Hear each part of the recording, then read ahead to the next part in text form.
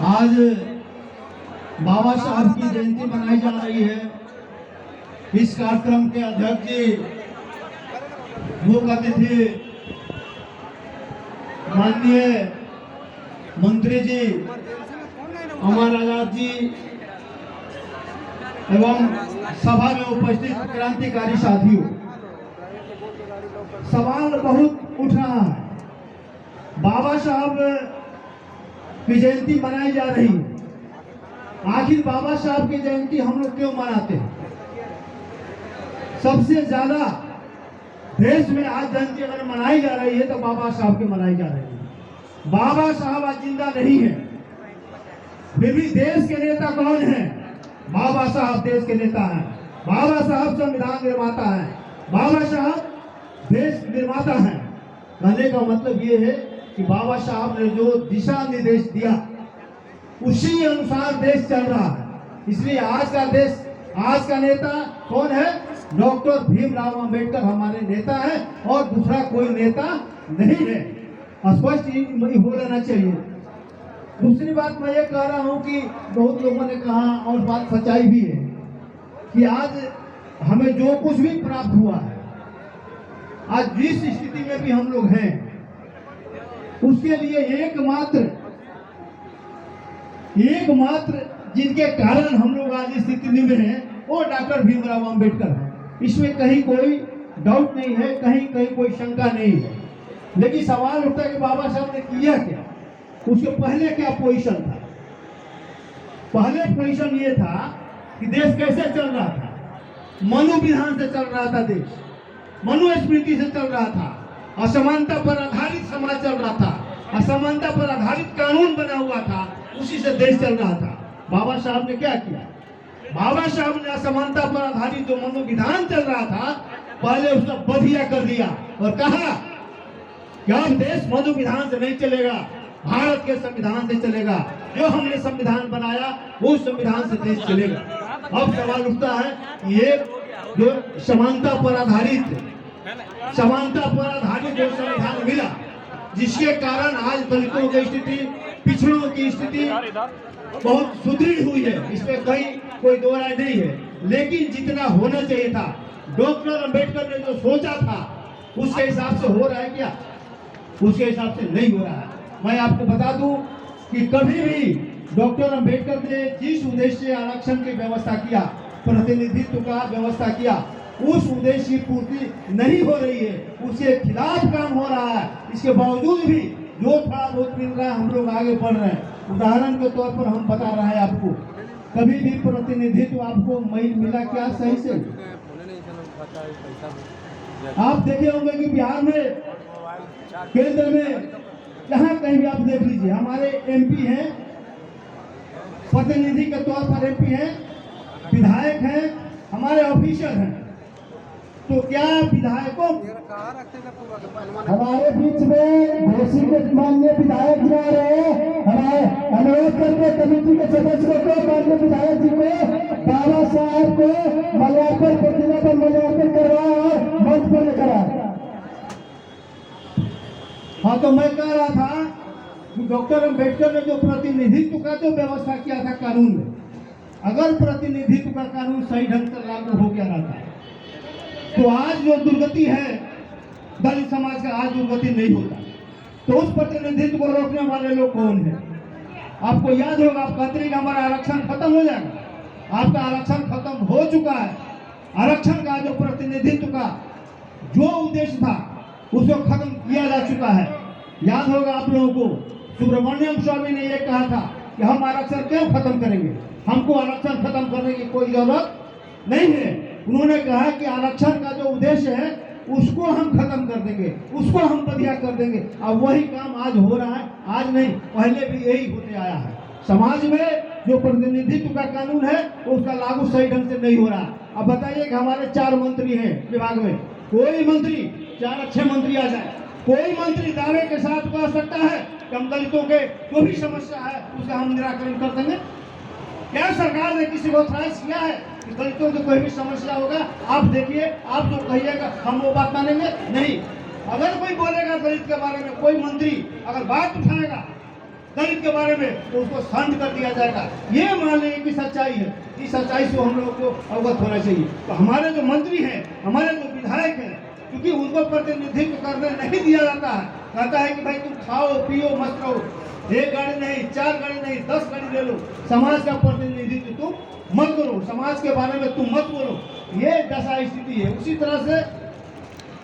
तरह से आप देखिएगा कि नौकरी में आप आ जाइए, नौकरी में जो IAS हैं, जो IPS हैं, जो बड़े बड़े पद पर हैं, उनको आप निर्णायक पदों पर नहीं रखते हो।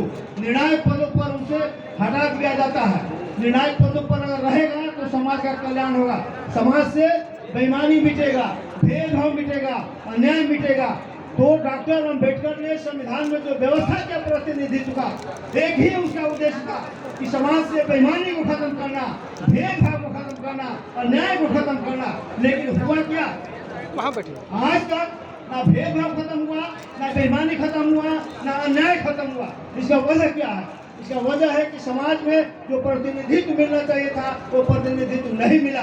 हमें जो प्रतिनिधित्व करना चाहिए था हमने वो प्रतिनिधित्व नहीं किया। हमको जो लड़ाई लड़नी चाहिए थी वो लड़ाई हमने नहीं लड़ी।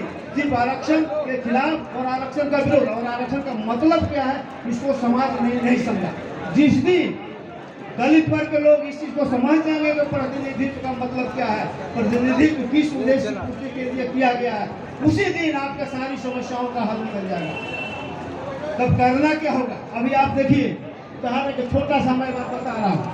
अभी जनगणना हुआ, जनगणना मतलब जातीय गणना हुआ। जातीय गणना में शेड्यूल कास्ट की आबादी कितना आई? 20%। 20% के हिसाब से आपको लोकसभा में कितना सीट होना चाहिए? 8 सीट होना चाहिए। और 8 सीट में चूंकि पहले से रिजर्व 6 है, 6 को छोड़ के और किसी ने एक भी सीट आपको अधिक दिया, सोचिए इसको। जिसको आप सिंपैथी समझते हैं, जिसको अच्छा समझते हैं, जिसको खराब समझते हैं, छोड़ दीजिए। किसी भी गठबंधन ने शेड्यूल कास्ट को जो 8 सीट होना चाहिए था 20% के हिसाब से दिया कोई, उल्टे तो आपका सीट जो था दूसरे परिवार को दे दिया गया। शेड्यूल कास्ट के नाम पर नाम रहा शेड्यूल कास्ट का, लेकिन परिवार चला गया दूसरे परिवार को दे दिया गया। वो परिवार शेड्यूल कास्ट का परिवार नहीं है, वो परिवार दूसरा है। तो ये मान लें किस तरह से 2 तो दिया नहीं गया और 2 काट लिया गया। तो इस तरह से आपके साथ अन्याय हो रहा है, बेईमानी हो रहा है, और आप ही के साथ नहीं हो रहा है, अति पिछड़ों के साथ भी हो रहा है, मुसलमानों के साथ भी हो रहा है। मुसलमानों का देख लीजिए, आप मान लें कि इंडिया ने मुसलमान को कितना टिकट दिया? 1 टिकट। कितना टिकट होना चाहिए था? 17% के हिसाब से। उसको अगर उसके साथ अन्याय हुआ, इधर भी आ जाइए, इधर भी उसको 2 ही सीट मिला है। कहने का मतलब ये हुआ कि आप मुसलमानों के साथ अन्याय करिएगा, उसको हिस्सा नहीं दीजिएगा, उसको भागीदारी नहीं दीजिएगा, शेड्यूल कास्ट के साथ अन्याय करिएगा, अति पिछड़ों के साथ अन्याय करिएगा। आप कहिएगा कि हम बड़ा सामाजिक न्याय के विरुद्ध हैं। तो ये सवाल पैदा होता है कि आपका शुभचिंतक कोई नहीं है।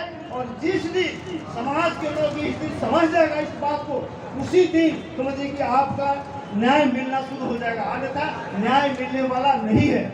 उदाहरण के तौर पर हमारा उपाय क्या है? इसका उपाय क्या है? तो एक उपाय है, आपको याद होगा, सुप्रीम कोर्ट ने एट्रोसिटी एक्ट के खिलाफ एक आदेश दिया था, आपको याद होगा। और उस आदेश के खिलाफ लोगों के मन में ये भावना भर गई कि ये हम लोग जान मारने वाला है। एक तो यही प्रोटेक्शन का मेरा आधार था, उसको भी सुप्रीम कोर्ट ने खत्म कर दिया। सुप्रीम कोर्ट के खिलाफ किसी को बोलने की हिम्मत नहीं होती है। प्रधानमंत्री से पूछिएगा तो कहेंगे नो कमेंट, किसी भी मंत्री से पूछिएगा, मुख्यमंत्री से पूछिएगा, कहेगा नो कमेंट। लेकिन दलित वर्ग के लोगों ने, दलितों ने सुप्रीम कोर्ट के खिलाफ आवाज उठाया और आंदोलन किया। और 2 अप्रैल को जो आंदोलन हुआ, आज तक इंडिया में उतना बड़ा आंदोलन नहीं हुआ। नतीजा क्या निकला? आंदोलन जो आपने किया, आंदोलन का नतीजा ये हो गया कि सरकार झुक गई, सरकार ने संशोधन किया, सुप्रीम कोर्ट भी झुक गया। कहने का मतलब क्या है? कहने का मतलब कि जिस दिन आप इश्यू पर एक हो जाएंगे, जिस दिन आप मुद्दा को समझ जाएंगे, जिस दिन डॉक्टर अम्बेडकर ने जिस उद्देश्य संविधान में प्रतिनिधित्व का व्यवस्था किया था उसको समझ जाएंगे और एक हो जाएंगे, उस इश्यू पर आपका कोई अधिकार नहीं छीनेगा।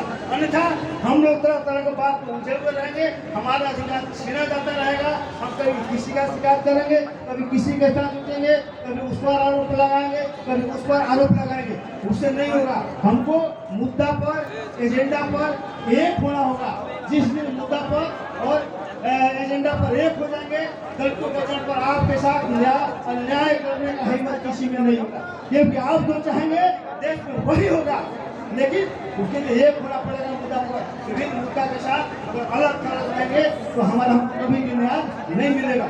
इसलिए साथियों समझना पड़ेगा कि डॉक्टर अम्बेडकर ने संविधान में प्रतिनिधित्व का व्यवस्था किस उद्देश्य किया था, वो उद्देश्य हो रही है कि नहीं हो रही है, उसमें बाधक कौन कौन है, जो हमारा हितैषी बनता है या हमारे हितों का देखभाल कर रहा है या हमारे खिलाफ जा रहा है। इसलिए सभी को देखना पड़ेगा, एक एक आदमी को देखना पड़ेगा और उसके हिसाब से निर्णय लेना पड़ेगा और मुद्दों पर एक होना पड़ेगा।